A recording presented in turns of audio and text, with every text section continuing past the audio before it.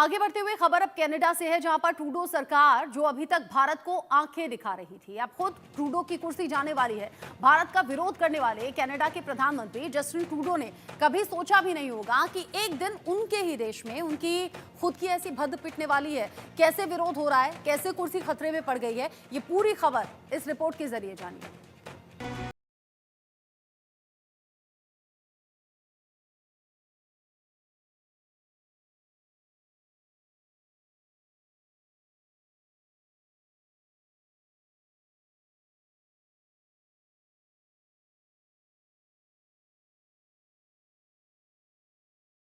अनर्गल आरोप लगाने वाला ट्रूडो।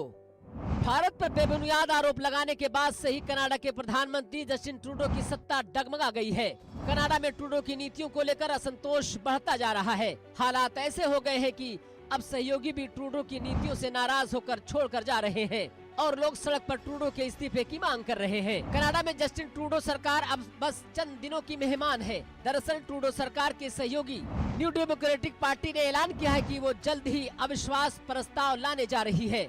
न्यू डेमोक्रेटिक पार्टी के नेता जगमीत सिंह ने कहा कि वे 27 जनवरी को हाउस ऑफ कॉमन्स के निर्वाचित सदन के शीतकालीन अवकाश से लौटने के बाद औपचारिक रूप से अविश्वास प्रस्ताव पेश करेंगे।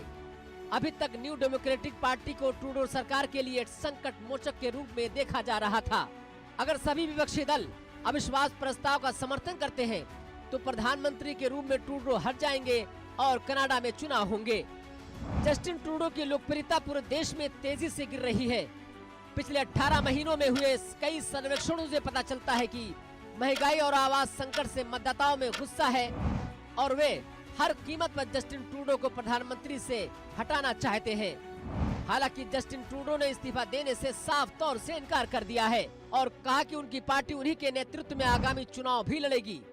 जगमीत सिंह ने कहा कि लिबरल पार्टी का नेतृत्व कोई भी करे, इस सरकार का समय समाप्त हो चुका है। हम हाउस ऑफ कॉमन्स की अगली बैठक में अविश्वास प्रस्ताव पेश करेंगे।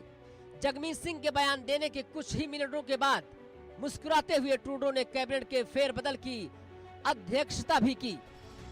वैसे कुछ दिनों पहले ही कनाडा के वित्त मंत्री फ्रीलैंड ने इस्तीफा दे दिया था।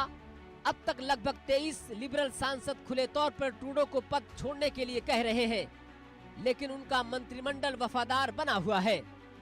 अमेरिका के नवनिर्वाचित राष्ट्रपति डोनाल्ड ट्रंप 20 जनवरी को पदभार संभाल रहे हैं और कनाडा से सभी आयातों पर 25% टैरिफ लगाने का वादा कर रहे हैं, जो अर्थव्यवस्था को बुरी तरह प्रभावित करेगा।